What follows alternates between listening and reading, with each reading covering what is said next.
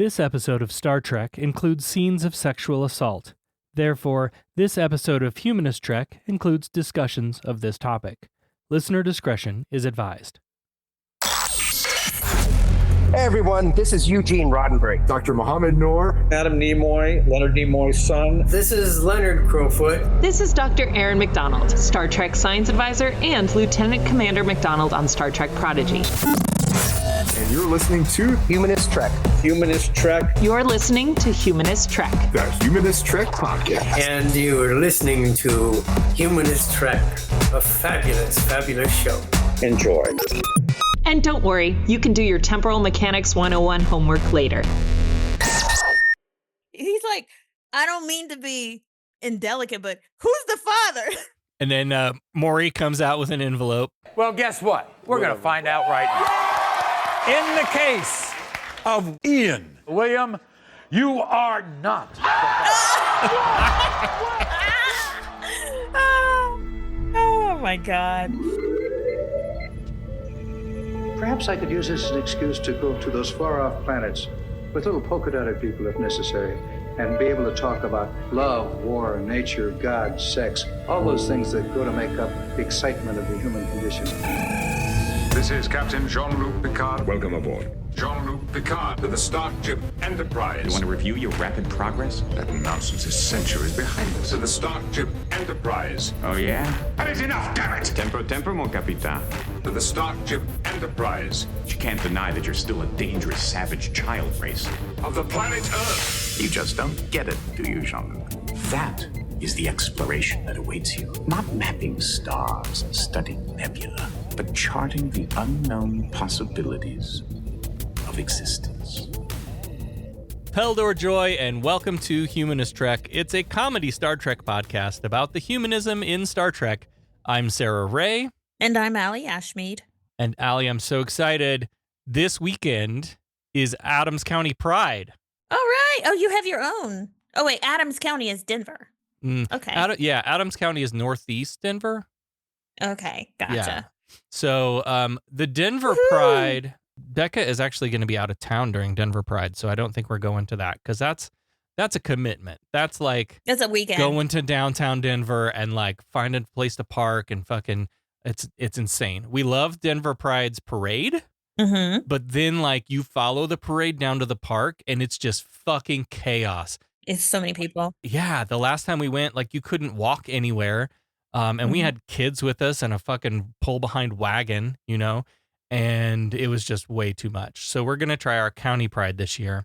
Nice. And it's reminding me very much of like, you know, when we were in Florida, our atheist community did the Polk County Pride every year and set up our booth and talk to people. And so I'm hopeful that it's a nice, you know, kind of small community. Yeah. A little more close knit, little less party. If you know what I mean. I'll have to check to see if Aurora has the Pride. I'm sure they do. Because I volunteered that year. The first one. I remember year that. We were here. Yeah. And I don't think that was an all day thing. And yeah, it was a very long day. When you go, you got to plan to stay all day. And parking, as we know, is a nightmare in Denver. Yeah. And that's any big city, you know? Yeah, any big city, to be honest. I would never go to fucking Times Square for New Year's Eve, for example, because it's just ridiculous. Ain't nowhere to piss. Ain't nowhere to take a piss. No. On the street, on the side of a building like everybody else. Well, you're going to be sardined in with other people, Yeah, so no, thank you. don't piss on their leg, you know, like, or just you're gonna just have to squat down and pee and hope no one steps on you. Like, Right. no, or look, I've heard someone do this. Wear a diaper. Yeah. because I've heard For sure. Yeah. wear a diaper. Yeah. I mean, people that run marathons do that sometimes. Yeah. Anyway, Pride is really important to everybody, so please go out and support your local Pride event. Well, here's how we got to that. So recently, one of my children came out to me, and I don't know that we've talked about this yet off the air. No, we have not. So as you may know, my daughter has had a crush on her friend. I think we talked about that. Yeah. Okay, this is sounding familiar. Yeah. So the friend had a crush on my daughter since the first day they met. And so now the crush is mutual. And while we're comfortable with like what dating at 9 years old looks like, we like each other, we hold hands, we hang out more often kind of thing. Mhm. I don't know that the other parents are quite there yet.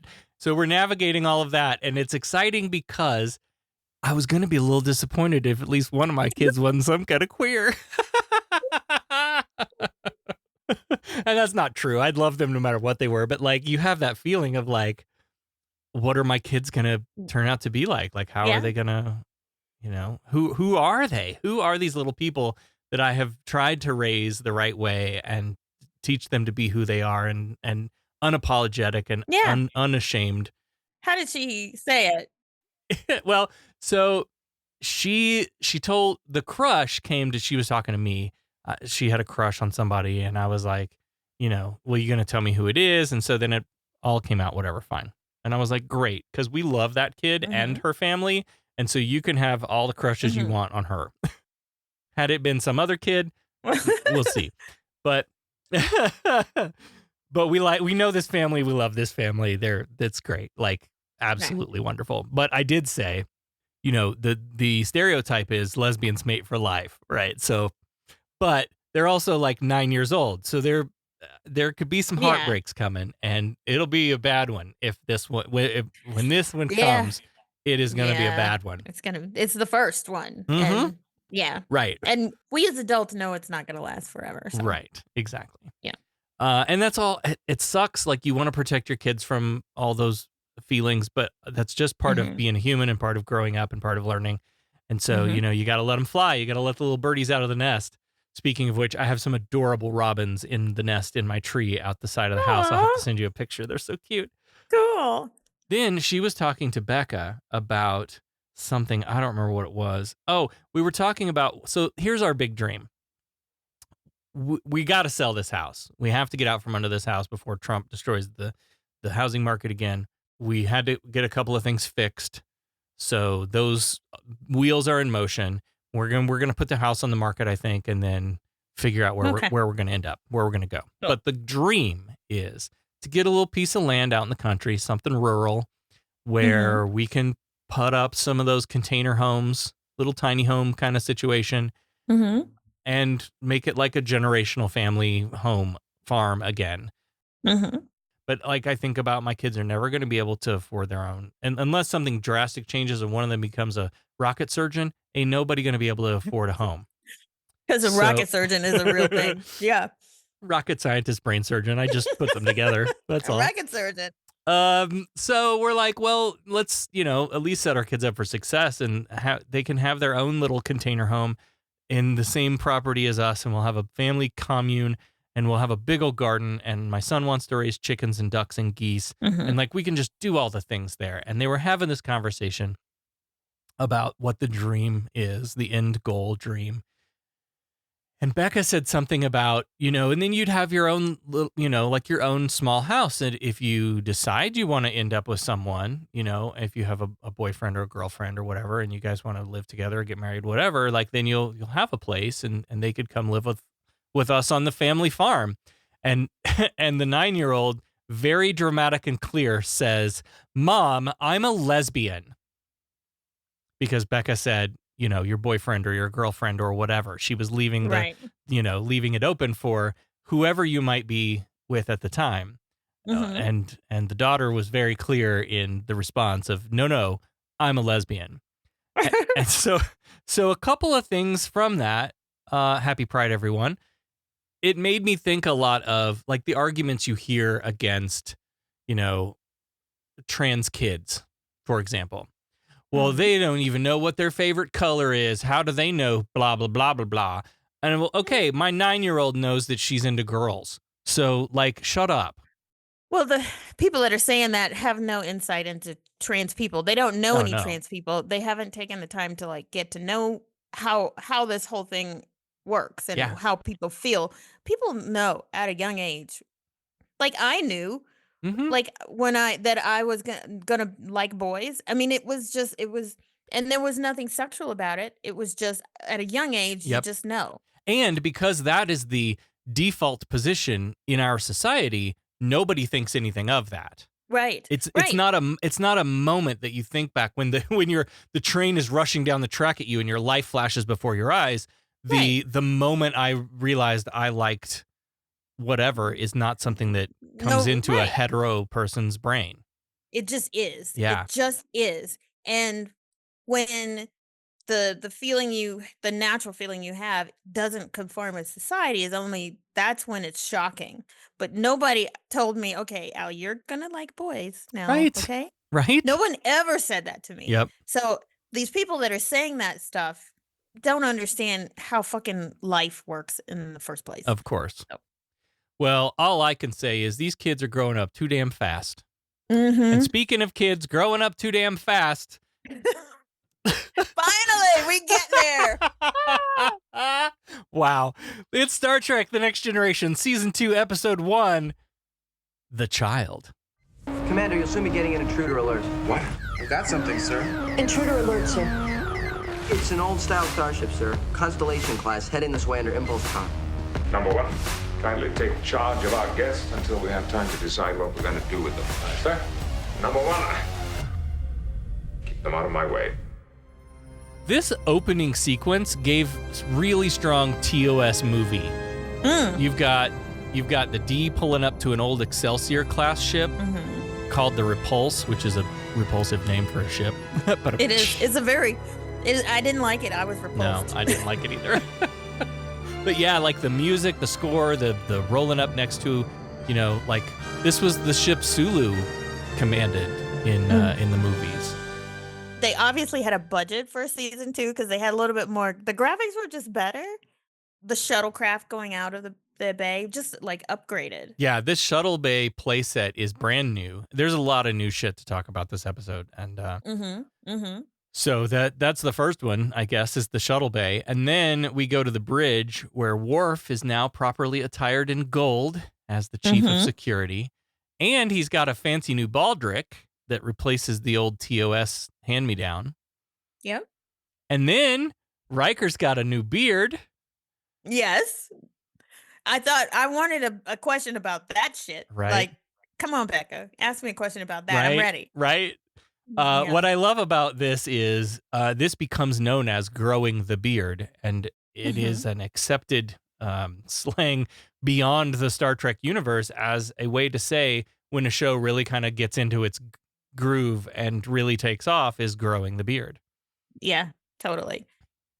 Wesley's got a new jumpsuit. Have the boy sent to the bridge, number 1. My name is Wesley. It's Wesley I wanted to speak to you about. The boy. My name is Wesley. He seems to have developed some sort of special attachment to the boy. My name is Wesley. Did he say Wesley? The boy?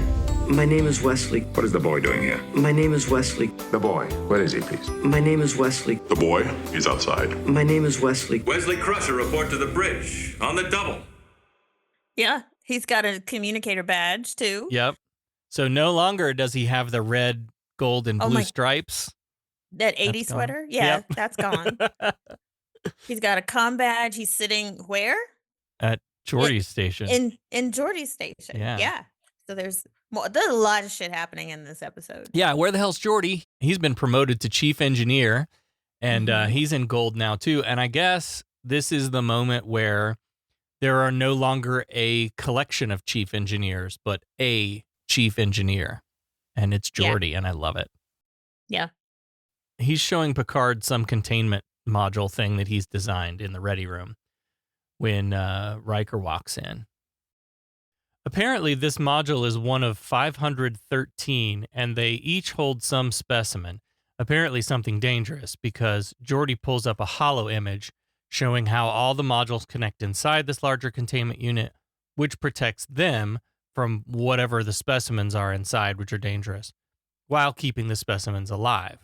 Better hope Walter Peck from the EPA doesn't show up to shut down that containment unit. Frankly, there have been a lot of wild stories in the media, and we want to assess any possible environmental impact from your operation. For instance, the presence of noxious, possibly hazardous waste chemicals in your basement. Ghostbusters! So Geordi's got to 3D print 512 more of these things. And so for some reason, the 3D printer uses the same, like it draws a lot of power because he's going to have to shut down the warp engines for a while and transfer that power. But he promises when they leave Audette 9, they'll have warp power ready. Riker says something that sounds kind of dirty. He's like, well, when we leave Audette 9, I'm going to need all the power you can slam into those warp engines. Oh, my. So back on the bridge, Riker has Wesley execute the course change to Audette 9. But when they cut to its exterior, we see a glowy light flying around and enter the prize. It just goes right through the hull of the ship, and it's like searching for something. But then Data immediately says, hey, engineering. He calls down the engineering and he says, I've just observed something that appears to be random energy transference, but LaForge doesn't see anything, so it must be something random. It's not random, though, and we know this because we see this little glowy light like flying around the ship, through the hallways, through walls and shit. And it seems to have an intelligence because we see it sort of sneaking around. It follows a couple of these UCs, and it almost gets caught. They like turn to look up at it, like they heard it or had a weird feeling that they were being watched or something. And it like slips up into the ceiling real fast. So now it's going in and checking beds. It's playing Goldilocks, right? And it goes into one dude's bedroom, and he's like, "This one's too hairy." Because the guy yes, that's exactly what I had to. This guy turns over and he's got like a bunch of hairy motherfucker. I know. I'm like, who is that? Oh man, that's kind of hot. But he's like, this one's too hairy. So he zooms out of his room and he goes through a couple of floors, and he ends up in Troi's room. This one is just right. He goes underneath the covers. Okay, this is a lot of laughter, but do we need a sexual assault warning on this episode? Yeah. I don't think this was, the seriousness of this was not apparent. No. Like what's happening is very serious. Yes. And they just kind of glossed over this. Yeah. This wouldn't happen today, but I get it. It's 80, 88, 89. Yeah. So this little glowy light slips under her covers and enters her, and this wakes her up. Yeah, as if she's had a nightmare. And these get put into the large containment unit. Right. Set your entry grid, neutralize your field, and light is green, crap is clean.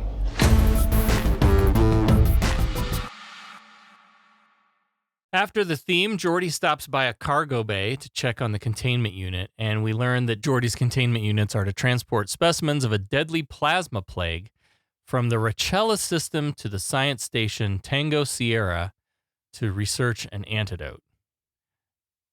On the bridge, another announcement for Season 2. Dr. Oldflame is out. Dr. Leonarda McCoy, or Pulaski, is also out because she transferred over from the Repulse, never checked in for work, but somehow found her way to the bar. But yay, we get 10 Forward. Yes. So 10 Forward is a new playset this season, which I love. Every time I hear 10 Forward, I think of a cruise ship. Uh-huh. But then that also makes me think of the Star Trek cruise. So somehow, some reason, the Doctor is in 10 Forward instead of checking in, which is a bar. She's slamming them down. That's what Picard thinks anyway. Yeah. This was a really fun bit too. As Picard he's going to go down there himself and find this Doctor and read her the riot act for not checking in. And as he goes in to get into the turbo lift, Wesley steps out and does an about face and goes right back in. Like, this was such a choice. They could have simply had Picard get on the turbo lift and maybe it stops on some random deck like the elevators do, and Wesley joins him. But instead they do this bit. It was really funny. Yeah. Well, it's obvious like Wesley wants to talk to him about something. He's nervous about it. And he's looking for an opportunity to get him alone. So maybe that's kind of why. So I don't know about you, but I thought that the Picard-Wesley relationship was a lot warmer at the end of Season 1 than it feels like on this elevator ride. I agree. Right? I agree. It was very awkward. Picard was back to being awkward with kids again. Yeah. And I thought they were past that, but Anyway, the point of this scene is to address Beverly's absence. Apparently, she went off to be the head of Starfleet Medical. Of course, the real reason was that Gates McFadden was fired because the head writer, Maurice Hurley, was a dumbass and didn't like her or her character. If this is your first time through, don't worry. There's more Dr. Beverly coming. Yeah. Oh, there's also something else happening because Wesley mentions, it's going to be hard to leave the Enterprise. So Wesley's also going to be leaving as well. Yeah. Is he going off to the academy or whatever? Yeah. So 10 Forward is a new playset this season, and right off, it's got these very cruise ship-looking wood doors. I have always loved these doors. Yeah. It has like a glass sort of porthole with a Starfleet insignia etched into the glass. Absolutely love it. Yeah, I love a cruise. Also new this season is one Whoopi Goldberg as Guinan. Woohoo! Whoop, whoop, whoop. I love her. Love her. Love the character. I'm not even going to bother looking up her IMDb to talk about because that's a podcast all in its own. We know everything she's done. Here, Whoopi Goldberg joins the cast as a sassy bartender forced to hide from the mob in the last place anyone would ever look for her, the USS Enterprise. I'm really looking forward to Guinan, especially when she organizes the UC lower deckers into a choir. Sister Act. Oh my God. Guinan points Picard to Pulaski, who is sitting at a table with Counselor Troi, and he tries to start dressing her down for not reporting in. But she's like, sit down, you need to hear this. So like right away, with the very first line of dialogue, she's being established as somebody who does not mind interrupting the captain, whom she's only just met. Right. They do show Troi sitting at the table with her back to the camera. So we know what's happened with Troi, so it kind of alludes to the conversation that's about to take place. And she looks terrified. Yeah. It goes without saying, I suppose, that Dr. Pulaski is played by Diana Muldaur, whom we are already very familiar with, as she played Dr. Anne Mulhall in Star Trek The Original Series, Return to Tomorrow, and Dr. Miranda Jones in Is There in Truth No Beauty? And she's just determined to be back on Star Trek. She sure is. And we know that that's one of Sarah's favorite characters. Picard, Pulaski, and Troi join Riker, Data, and Worf in the conference room, and Troi sits down by herself at the end of the table, far away from everyone else. Yep. And I think there's maybe a reason. I don't know. I imagine they did that on purpose. Yeah, I think it's just a visual way to communicate how she's like feeling right now. She's feeling isolated and alone and maybe a little ashamed or embarrassed or whatever about what's going on. But I also think it's also how society makes women feel when they have something happen to them. Like, oh, she got herself raped. Oh, she got herself pregnant. Oh, she's this. I think it's more than just how she feels, but it's how society makes her feel. I like that take a lot. Yeah. And I think it was brilliant the way that they shot that. I'm like, oh, that's everyone sitting together except her. So big news, Deanna's pregnant. And Riker's like, you're what? Yeah. Baby. Frakes is so good in this scene. I know. He's like, his shocked face is real good. He's like, baby? What baby? Baby? Is it mine? It's like, it ain't mine. I didn't touch you. Pulaski brings us up to speed pretty quickly. The pregnancy is unlike anything we've ever seen before. She believes conception happened 11 hours ago, and she's done 2 full scans in that time. It shows the rate of growth of the fetus to be incredibly fast. You can see Riker doing math in his head. Let's see, 11 hours. Where was I? Like, where was I? Yeah, who? And he voices this. He's like, hold on, who were you fucking 11 hours ago? Right. He's like, I don't mean to be indelicate, but who's the father? Yes. And then Maury comes out with an envelope. Well, guess what? We're going to find out right now. In the case of Ian, William, you are not.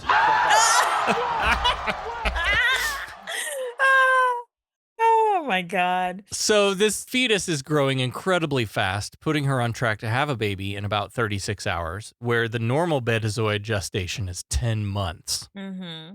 Troi describes a presence entering her, in the night last night. And so now we're all here to discuss this very personal situation in an office meeting.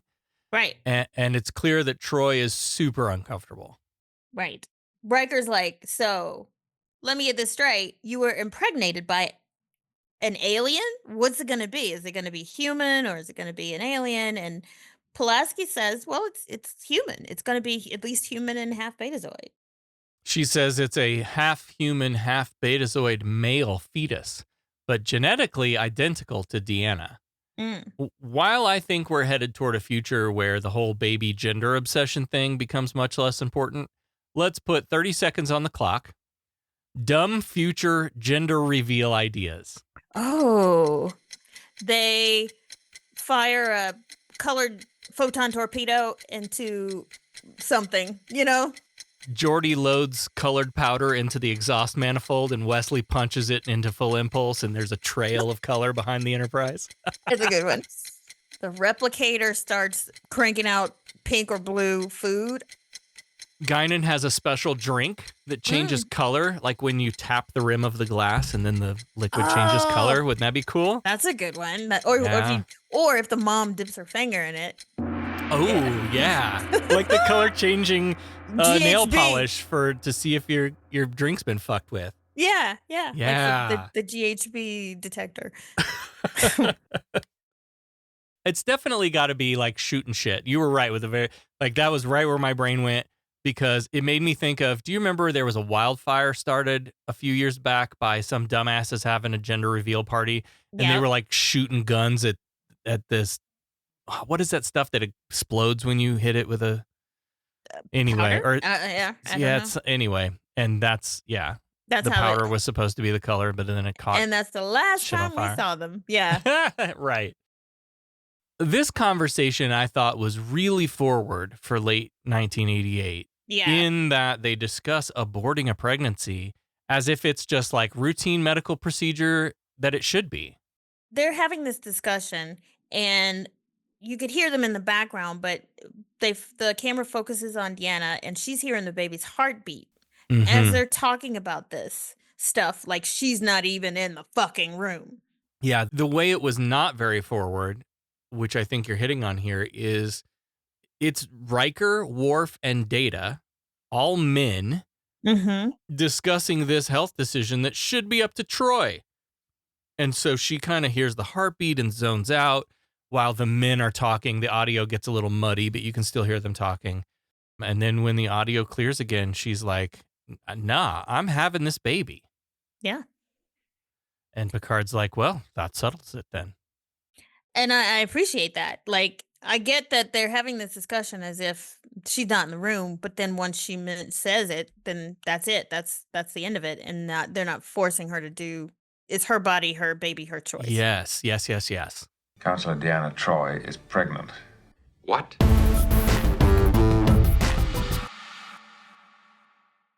I caught what I think is a continuity blip in this captain's log. And I was very sober when I took these notes, and I'm not now. So let's see how this works out. Picard says, we've arrived at Odet 9, where we'll pick up specimens of a plasma plague to transport to Richellus. Yep. Earlier, he said the plague is in the Richellus system, right? And we're taking the specimens to Science Station Alpha Tango Sierra Bravo or whatever. That is correct. That is absolutely correct. Thank you. Thank you very much. Yeah. That annoyed me this whole fucking episode. Yep. The plague is on Richellus, but they're going to that station to do research. Right. And so why are we at Odet 9? What does Odet 9 have to do with anything? I thought the plague was in the Richellus system. That's where we were going to Richellus. Anyway.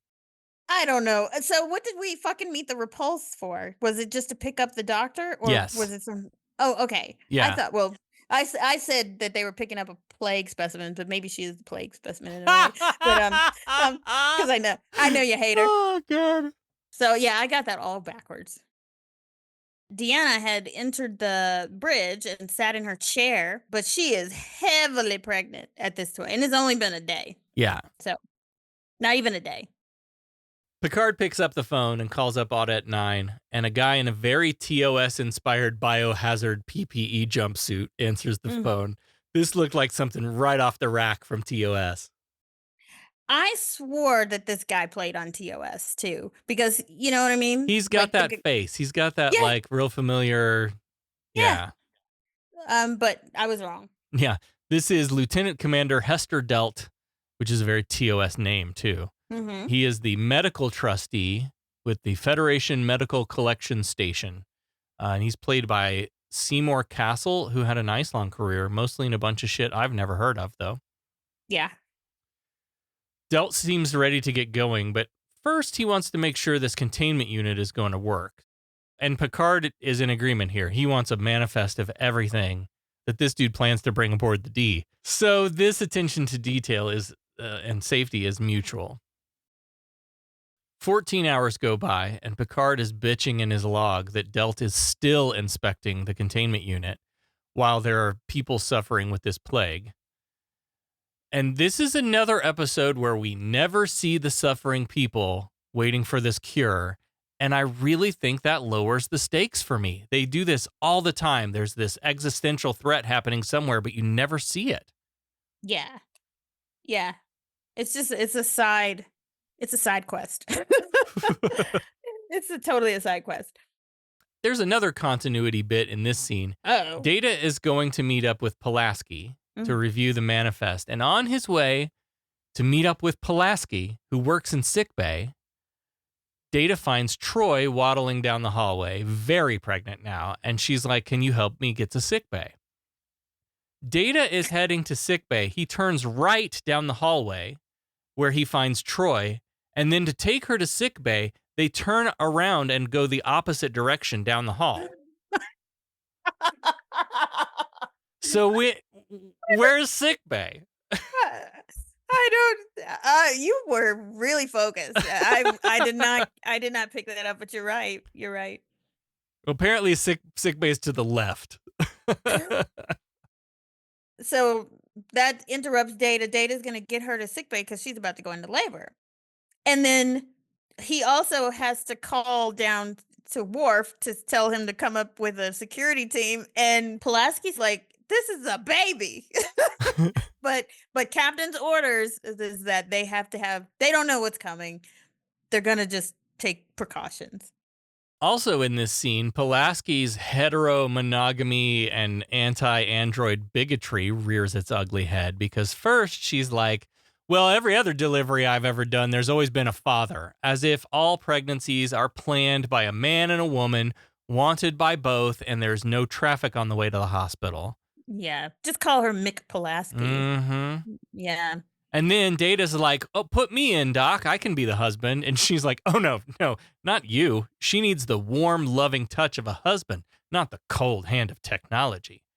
And then there she is speaking for fucking Troi, just like all the other men. Yep. And Troy's like, "No, I want Data." Yeah. And then she says, "Oh, your choice." Well, yeah, it's a fucking choice in the first place. Yeah. This rings the McCoy bell so hard. I could just hear McCoy say, "Well, why on earth would you want that heartless Vulcan around for all this? That green son of a bitch." Yeah. Yeah. But we need this character. No, we don't. Yeah, No, we don't, no, but we do. don't. But we do to show her evolution. Yeah, to show people how not to be, Mhm. I guess. Sometimes people got to be smacked in the face with it. Some time passes and Troi is in an upright birthing chair and Data has questions. Oh, he was so excited, and this is the autistic character coming out in him. Yeah. It's so cute. He's like, "Although I understand in technical terms how life is formed, there's still a part of the process that he doesn't get. Are you able to access the child's thoughts inside you? Does he have thoughts? Are you aware of him? Is he aware of you? When did that awareness begin?" So he had like a million questions, and it was adorable. And then when she's like, "Ah, shit, here we go. Here comes the baby." Data's like, "How does it feel?" He's trying to learn so much. And she's like, "No, this is happening now." Here's an interesting thing. Pulaski offers Troi whatever an epidural is in the future. But Troi says she doesn't feel any pain at all. None. Nothing. So that's kind of weird. So then Worf and the UCs rock in, and Pulaski barks at them to stay out of her way, and she and the nurse are checking readings and stuff. And then we also see Riker sneak in to watch. Awkward. It's so weird. It's very weird. Yeah. But at least she does do something right by keeping the security out and, making it a safe space for her. Yeah, I guess just anybody could come on down to sickbay to watch this happen. The door's open while her bits are all hanging out. Yeah. Right? Yeah. Yeah. So easily enough, the baby is born and boom, it's done. And it's such a cute, oh my God, the cutest little newborn baby who I think I did look up, by the way, whoever played them really didn't do any more acting. And they're like about 37 years old right about now. But that was the cutest baby. She gives the baby to Troi, wipes it off, and asks if easy births are normal for betazoids, and not equating to Luxwana. But she allows Worf and the rest of the gang to come in and say, "Look, it's just a baby. There's no threat." And Worf is like, "Damn," he has that look on his face. He was ready for a fight, but he goes ahead and leaves. And then Troi gives the baby a name, names it after her father, Ian Andrew. And that's when Riker comes and kisses her on the forehead and says that you're beautiful. And I'm like, I know, gag. Riker comes out of the shadows, and this has got to be really fucking weird for Bill. He's probably spent some time imagining Troi having his baby. Yeah. Naming it after her father. Yeah. And here it is all happening without him. Yeah. And he's not mad, though. I appreciate that he's not angry with her or anything. He's still loving and supportive, which I appreciate. Yeah. Yep. Because he knows this isn't her fault. Yeah. Yeah, this says a lot about when there's a pregnancy as a result of rape. How does that affect the other people in the situation? And how do you handle it? Again, so forward for 1988, I think. Right. And then also, how do you feel about that baby? Because you don't blame the child because they didn't ask to be there. Yeah. But. Yep. Pulaski goes to the bridge to catch Picard up on all this alien baby thing, how Troi felt no pain, and more than that, apparently, despite having a baby yesterday, Troy's body is not 1 day postpartum. It's like she never had a baby. Everything went back to normal. Man, I hate those bitches. I know. You know who I'm talking about. Yeah. Those bitches. Yeah. They ain't got to diet. They just snap right back. Yeah. Like they never had a baby. Mm-hmm. Yeah. Yeah. Hate them too. Picard is like checking to see how long they have until they start the specimen transfer. And so he gets between that time, he's got 2 hours and 19 minutes. He figures I'd better go and introduce myself to this baby. But when they get to Troy's quarters, there's no baby, but a 4-year-old who can walk and talk. So 4-year-old Ian is played by Zachary Benjamin, who also played young Kevin on a couple episodes of The Wonder Years, which I loved as a kid. Oh, cool. Yeah. He doesn't have a ton of acting credits. I also want to point out that there's a window in Troy's quarters. I really was paying attention. There's a window in Troy's quarters that sees out into the hallway. And that made for an interesting shot of Picard and Pulaski arriving at Troy's house. But I don't think weird. It's so weird. And I don't think we ever see it again. I didn't notice that, but why couldn't that have been our question? Both Picard and Pulaski are both shocked that like he can fucking talk. And they say hello. And Ian responds. He's like, "Please don't worry about me. Everything is okay," says the demon seed. Yeah, this is real Children of the Corn energy right here. Yeah. Creepy fucking kid. Hello. Please don't worry. Everything is okay.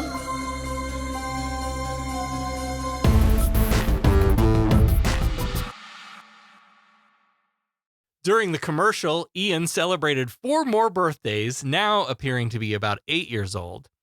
And 8-year-old Ian is played by R.J. Williams, who appeared in a bunch of my favorite childhood shows. He did some voice work on Tailspin, Darkwing Duck. Darkwing Duck, I know. Captain Planet and the Planeteers, The Real Ghostbusters, the animated Ghostbusters, and appeared on Baywatch, General Hospital, Full House. Oh, wow. And even Kids Incorporated. Do you remember Kids Incorporated? Vaguely. Kids Incorporated. K-I-D-S. Okay, yes. Yeah. Don't know his, but when I'm looking at him, don't know his. Nah, his he was face just is- onesie-twosies here and there. Yeah. He's probably best known, though, as the producer and executive producer of Young Hollywood, which had a Don't know shit that. ton of episodes, but I'm old. I'm not Young Hollywood. I'm old, and so I never saw that. Yep. Riker calls down to Pulaski to start the transfer, but she says it's taking longer than anticipated to categorize the specimens.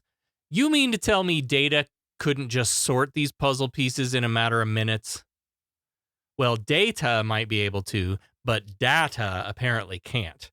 Oh, this I got angry with this scene, and again, I had to tell myself, This is the beginning of the journey. right, Yeah. and because so her and Data are in Pulaski's office.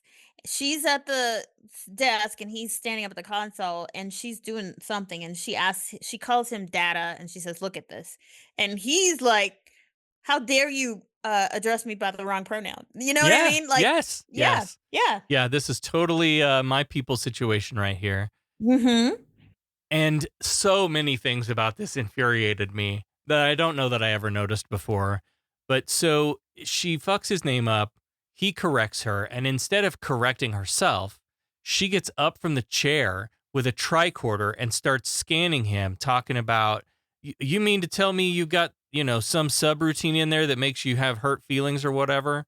Like total McCoy, you're a machine Spock Yeah. rant that she goes on. That pissed me off. Mm-hmm. This also pissed me off as a non-white person of color. Somebody telling me how I'm supposed to feel about something. Mhm. Like I'll tell them, okay, this bothers me, and then they'll be like, well, I don't understand. Yeah. And then they get up in my face and like having to explain to me how I should feel about what they just said to me. Mm-hmm. You know what I mean? Mhm. This is what she's doing, and she's like, you're telling me how to pronounce how you want to be addressed. What's wrong with you? Yeah, it's a gaslighting of sorts. Totally. Well, they determined that 20% of these specimens are genetically engineered biological life forms. And through another data moment about the phrase eager beaver, Pulaski says she thinks some genetic engineer was just forcing strains to mutate because he could. And that reminded me of a kid I went to high school with. This kid learned to code, and he wrote himself a program that you put on a floppy disk and stick into a Windows 3.1 or whatever we were using computer, and it would just essentially just force a shutdown. And Oh, you mean a virus? Yes, yes. He was so proud of himself that he had written this virus. That's how it starts. Yeah. And but that's totally this dude is like, and he did it because he could, because he learned the coding language and was like, why the fuck not? Yeah. Yeah. He loaded it into the computer in shop and completely, it was done. Like it was toast. Idiot. Oh my God. Yeah. That's who that kid was. Pulaski calls down to Picard to warn him, to say, okay, so I want to just let you know what the risks are. If any of these fucking things get loose, it will destroy everybody on the Enterprise in a matter of hours. And unfortunately, though, she doesn't have any kind of recommendation. She just wanted him to know that this is what we're dealing with. Picard's like, God, I wish Beverly were here. I know.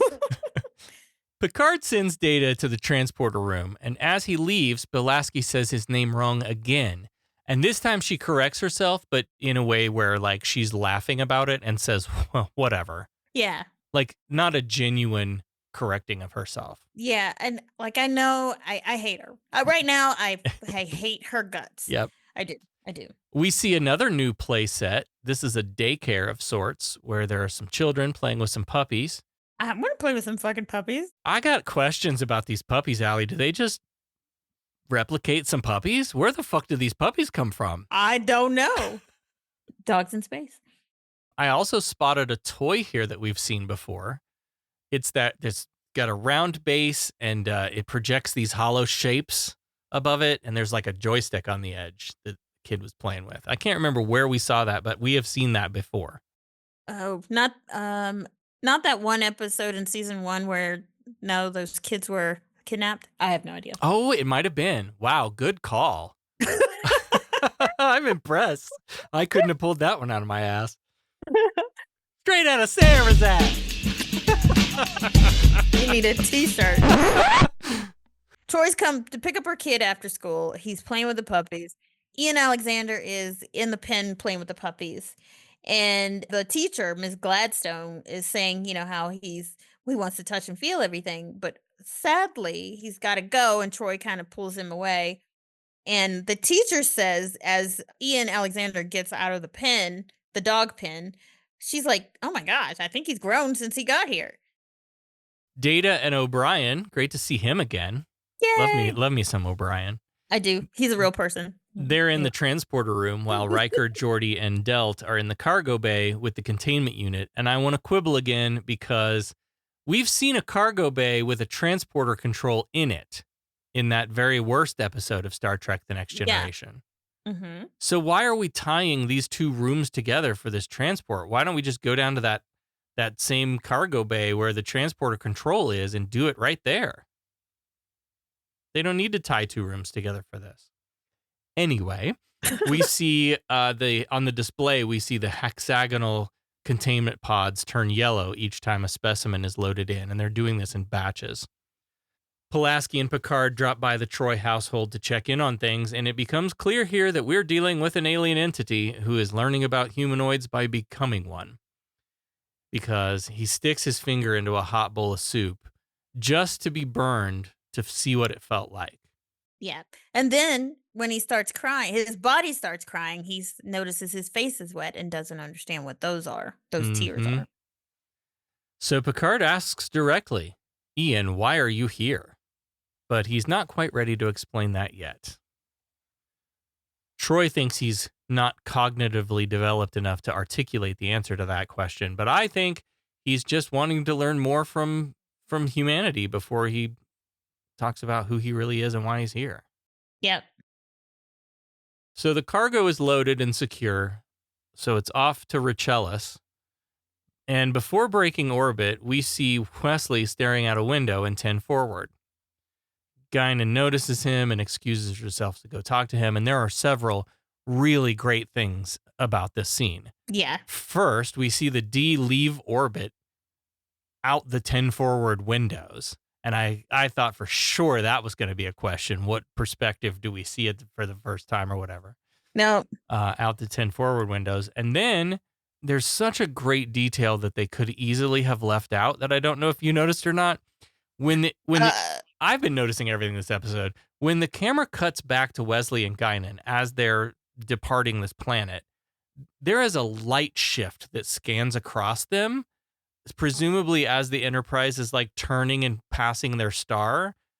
Mm-hmm. And I thought that was really beautiful. Oh, that they would take the time to like put that kind of effort into it. Hey, big budget, Right. Right. I don't know. I should have known it. I should have noticed it, but I love, this is the sweet, sweet moment. Guinan gets the best dialogue. She does, and sometimes, and it's so fitting for her. It's fitting for Whoopi. It's fitting for Guinan, mm-hmm. And Guinan is like, I know Troi is a Betazoid and can sense feelings and stuff, but Guinan is just a natural, just knows the right thing to say, knows when something's wrong. I wrote in my notes, Guinan is a better therapist than Troi. Yeah, true. Yeah. She sees Wesley staring wistfully out of the window, and she knows that he needs something right now. So she goes over. She has this way of kind of a riddle. Like, she asks him for, you want some tea? Maybe you want some cup of nectar? She keeps asking him what he wants, and he doesn't want anything. But since she finally asks him, what do you see when you look out in the window? And he's taking that literally and saying, I see so-and-so cluster, and here's this star and this star. And she's like, that is not what I mean. Don't you see your future? Again, she offers him a drink. And he's like, Jesus, woman, I'm just trying to be alone here. I said no. Why the hell do you keep asking me? I love people like that. They're not asking for that reason. You know what I mean? Like, they're asking something else. Yeah. This is all a setup. I know. Yep. I love it, though. Guinan says, taking your order is kind of what I'm expected to do. Don't you always do what you're expected to? Mm. All of this was a setup to get Wesley to consider what he really wants out of life, not what others expect of him. Yeah. Guinan is a better therapist than Troi. I said what I said. Oh, my God. Yep. I think so. Troi has her place, but I think Guinan is just better at it. And I guess the moral of what Guinan was trying to say was, give yourself permission to be selfish. Yep. You know, sometimes it's okay to do what you want it to do. Mm-hmm. And then first, we see a spectacular jump to warp from inside 10 forward. Like, if you've ever wondered what it would be like to look out the front of the ship and actually see what warp looks like, we finally get it, and it's beautiful. Meanwhile, though, shit is going sideways in the cargo hold. One of the specimens is growing. Data, look at this. Data. What? My name. It is pronounced Data. Oh? You called me Data. What's the difference? One is my name. The other is not.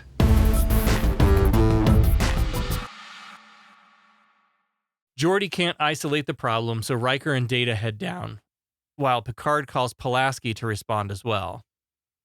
Back in 10 forward, Guinan and Wesley have moved their conversation to the bar, where Wesley has given in and had a souffle. Guinan here is something of an enigma. He says, you don't really talk much about yourself, but she disagrees. And then he talks about there's some rumors that you knew Picard when he was on the Stargazer, and she denies that too. And he's trying to figure her out.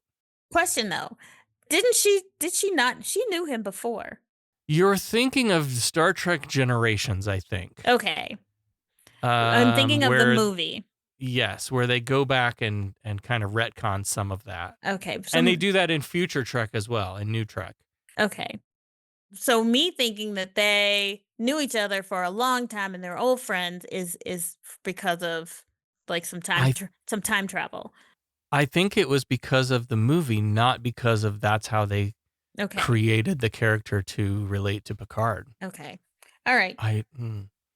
Yeah, so there's a lot of time travel involved with Guinan, but she's like super fucking old too, and lives like this crazy long lifetime.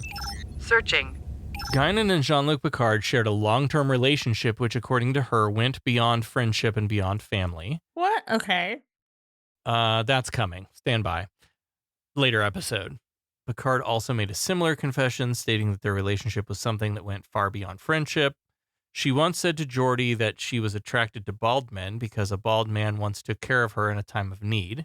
Mm-hmm. In return, Picard once remarked that Guinan was very selective about who she calls a friend. Responding to a question of the nature of Guinan's friendship with Picard, Gene Roddenberry said, "I will say that friendship is a much broader thing than most people understand." And that certainly explains the relationships he had outside his marriage, how he felt about that. Yeah. No, it doesn't say anything about like how the character was intended to. Okay. Wesley's trying to figure out like where she's from when Picard calls him to the bridge. But before he leaves, he thanks Guinan for the company and the conversation. And he thought he wanted to be alone, but she knew better.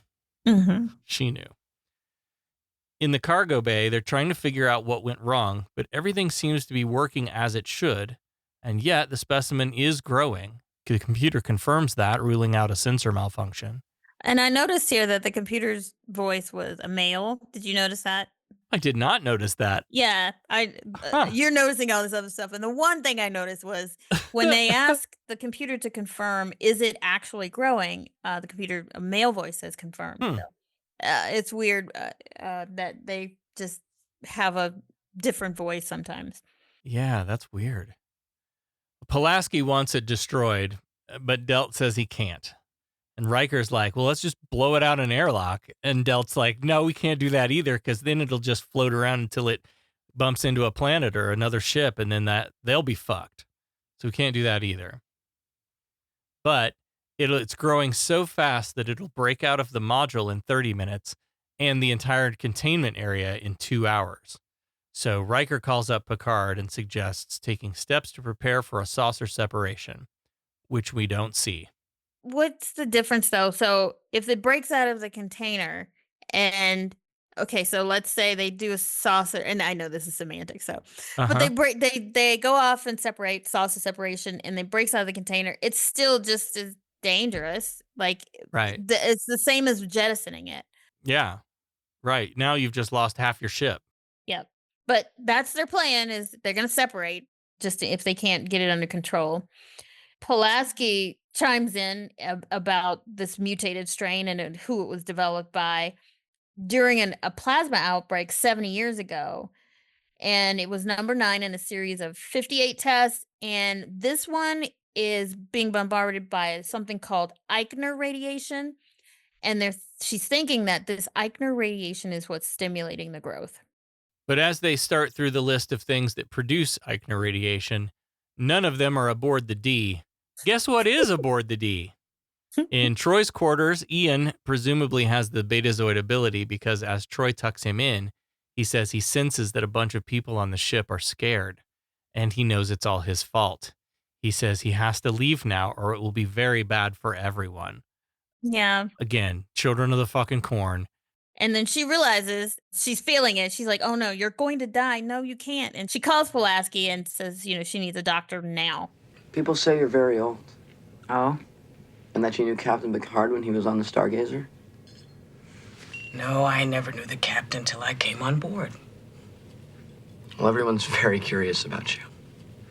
Yes, I'll bet they are.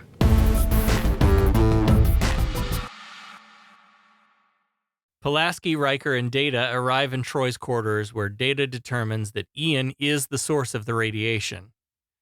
Troi begs Pulaski to save him, but it's too late. Ian is gone. Oh my god! They've killed Ian Andra. You bastards!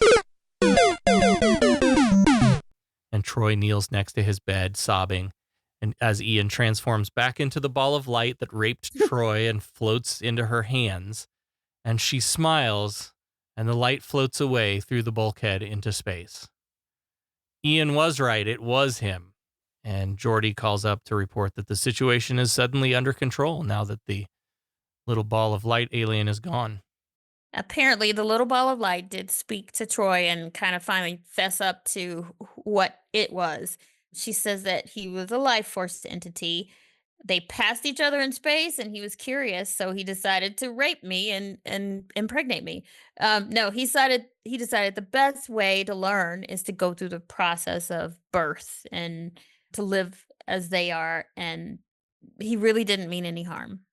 She smiled because he thanked her, but this has been an extremely traumatic experience for Troi, and she is really a fucking mess. But this is her last scene of the episode. Everybody just leaves her alone with her loss, with her depression. I hated this. Yeah. We arrive at the science station, ready to offload the specimens. Delt says they may never develop a vaccine, but all of this was worth it if they do. And he is beamed away, and they begin transporting the samples.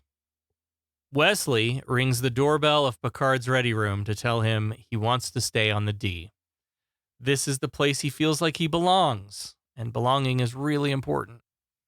And Picard doesn't answer this immediately, though. He's saving that for chair chat. So out on the bridge, Picard announces to everyone Wesley has asked to stay on board, and they all start tossing this around. Like Riker asks, well, who's going to see to his studies, with his mom gone and all. And Picard delegates that to Data. Riker asks, well, who's going to tuck him in at night? And Wesley's like, okay, come on, you guys. And Worf's like, I'll do it. Nobody wants to be tucked in by Worf. So then Picard turns back to Riker. Well, there's other growing up things to deal with, if you know what I mean. That seems like something you should handle, Bill, because I am definitely not good at that. And Riker's like, yeah, I could probably manage that. And so Picard tells Wesley to call his mom at Starfleet Medical and let her know that he has his permission to stay. But Beverly's wishes trump all else. She could still override this. But Wesley's pretty confident his mom's going to be fine with this plan. So off we go to the next adventure. Boy, I'm sure glad that's over with. I'll be glad to be relieved of this cargo. Me too. It is done, and perhaps just as well. Yeah, but you know, I learned something today. I sincerely hope that this is the last time that I find myself here. You just don't get it, do you, Jean-Luc? You see, of all the species, yours cannot abide stagnation. Change is at the heart of what you are. That is the exploration that awaits you. Not mapping stars and studying nebula, but charting the unknown possibilities of existence.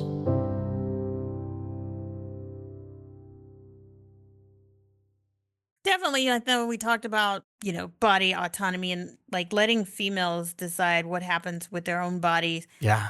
Which is it's so relevant. It's shocking how clear this episode was addressing sort of, or at least, I won't say it didn't address it, but at least showing it and how much it's happening today. We're fighting this battle. Yeah, you think of it as like such an old-timey thing, and yet here we are still fighting the same damn fight decades later. Mm-hmm. Yeah, that's infuriating. And also, like, I just wanted more said or done about Troi's loss.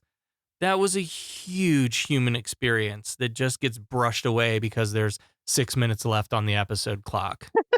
Loss of a child. Yeah. That is so heavy. Yeah. But also rape in general. Yes.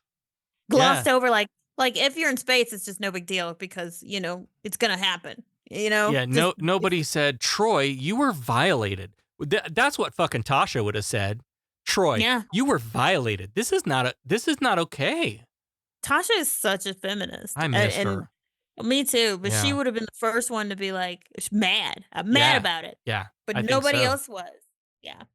Just generally, I guess, we talked about this at the end of season 1, but so much of this show is about exploration of humanity from different perspectives. And here's another one. Mm-hmm. The idea of an energy being living as a human just to see what it's like in order to learn about us is a really great one. But in the end, what did Ian learn about us? But he wasn't even around. He was a child, and they didn't show. He learned maybe about a mother's love, but maybe, yeah. But he wasn't there long enough to. He learned that soup is hot. That's what he learned. I mean, I guess again, the motherhood piece. There's maybe a small nugget of like self-sacrifice here, where Ian realizes he's causing the problem. Mm-hmm. And decides to save the crew, but we don't spend much time on that either. Yeah. Soup is hot and puppies are cool. That's what we learned. That's a shirt. Soup is hot and puppies are cool. And puppies are cool. Oh, please write that down. Oh my God. Soup is hot and puppies are cool. That is the deepest cut ever. If somebody buys that t-shirt, I will be fucking shocked. Me too. Oh my God. The big thing I loved in this episode, and I know we talk so positively about Wesley and everybody's shocked by that, but Wesley grew so much here. This conversation with Guinan about doing what's expected versus giving yourself permission to be selfish and go after what you really want in life. Mm-hmm. Like that bit was gold. Take that level and apply it to all the other things we should have talked about in more depth. Yeah. Hey, you can't have them. You can't win them all. Maybe we needed Guinan's wisdom on this alien impregnation thing. Yeah. I don't know. There was just something missing there, but I love Wesley. Yeah. I love where he's going. I do too. I adore that kid. I think maybe so much of it for me is because I was that kid. Mm-hmm. I was a nerdy kid about that age when TNG came out, and Wesley was a role model in a lot of ways for like a nerdy kid who wanted to do cool shit like fly a spaceship or whatever. Yeah. Yeah. And of course, I love Guinan. I adore her too, and she added so much to TNG. It was one of the best decisions they made was to bring her on. I agree. Well, did anybody die in this episode? Sort of. I mean, yeah. If you count the alien who impregnated his own mother to give birth to himself, then to kill himself. Does that sound familiar? Oh, wait, never mind. That does sound familiar. But anyway, yeah, I wrote a rhyme about it. Okay. You want to hear it? Yes, I wasn't expecting a rhyme this week. Yeah, here it goes. We're here together to honor our friend and comrade. We will all find time to grieve for her in the days that are ahead. But for now, she has asked that we celebrate her life with this.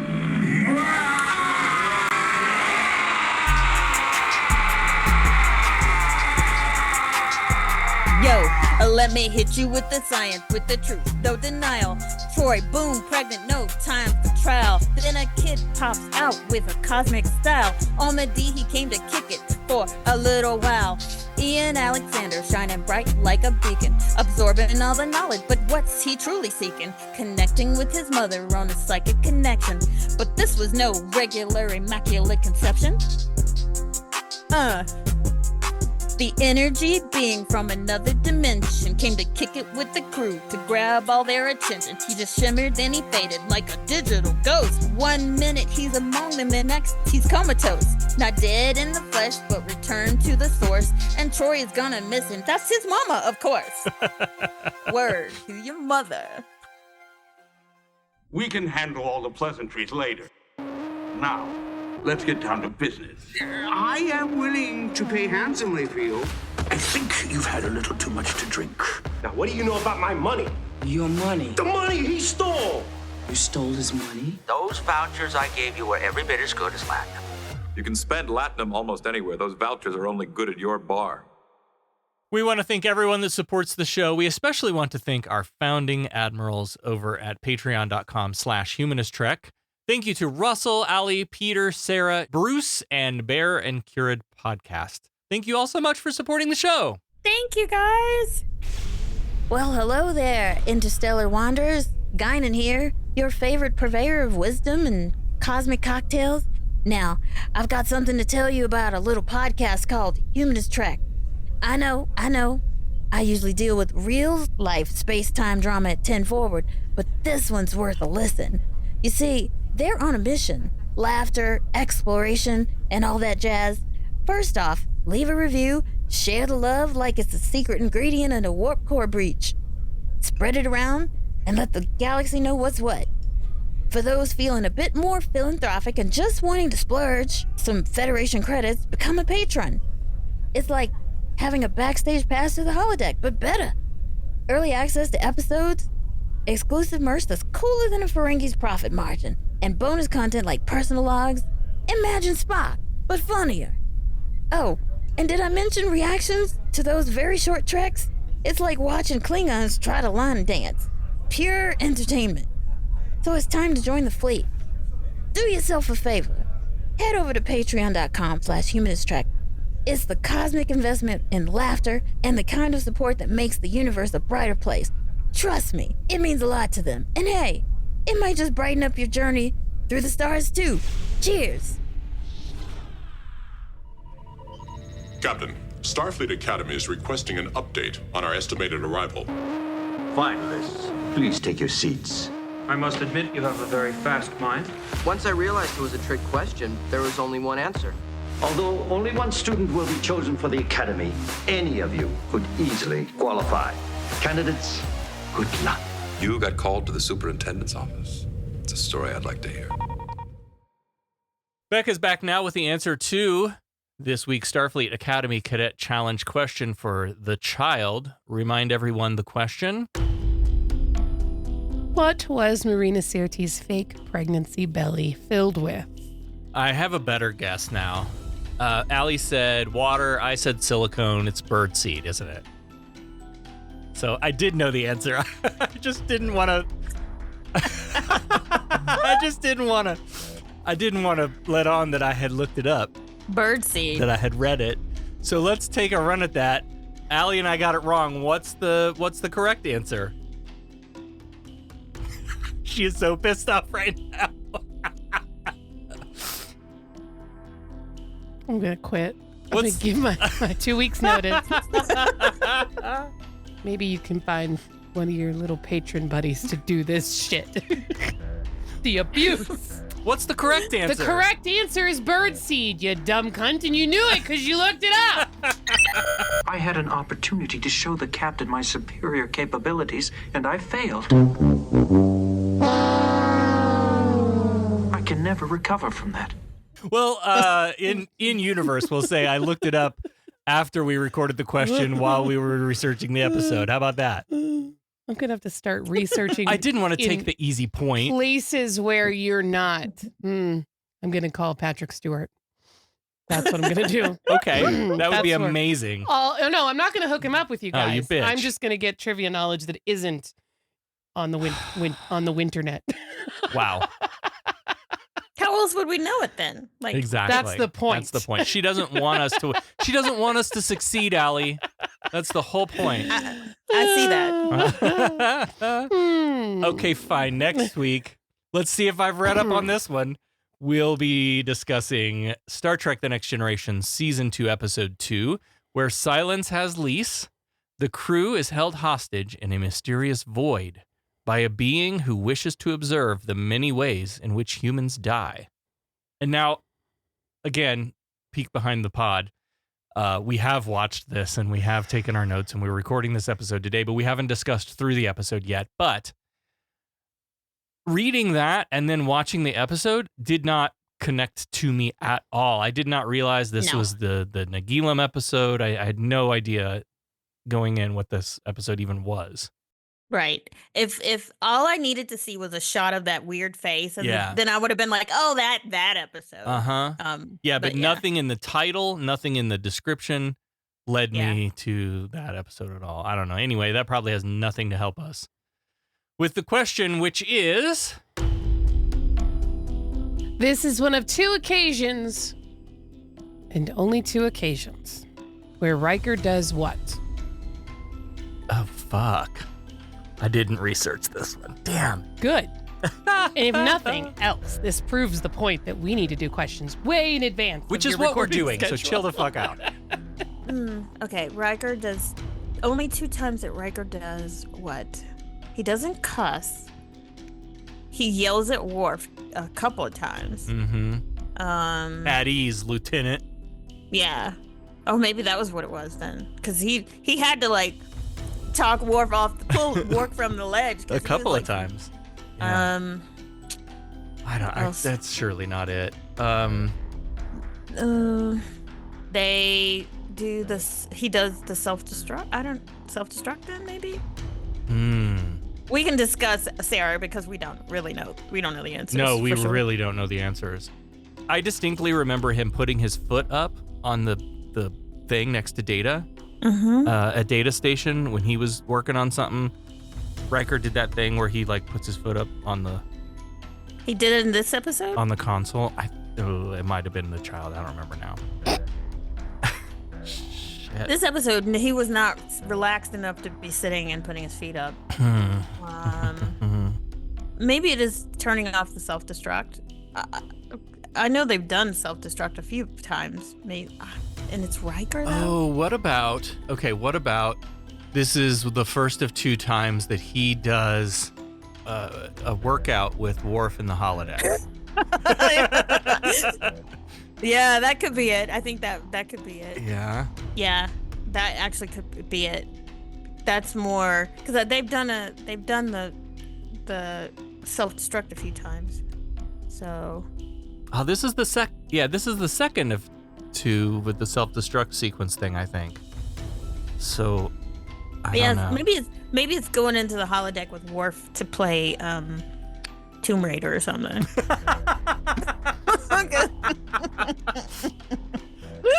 Okay, we gonna go with Tomb Raider? Yeah. Final answer: Tomb Raider in the holodeck. With and Worf. and if you want to play along, You know how to do that. Head out to your social media, share this episode, use the hashtag Starfleet Challenge, drop us an email, shoot us a voicemail, and we'll pick out a winner. And next time we'll discuss Star Trek: The Next Generation Season 2, Episode 2, Where Silence Has Lease. Glory to your house. Make it so, number one. Humanist Trek is available wherever you replicate your podcast. Follow us on all the social medias at Humanist Trek. Become a patron at patreon.com/humanisttrek. Open hailing frequencies to podcast@humanisttrek.com and visit our website, humanisttrek.com. Humanist Trek is a production of Sarah Austin Media.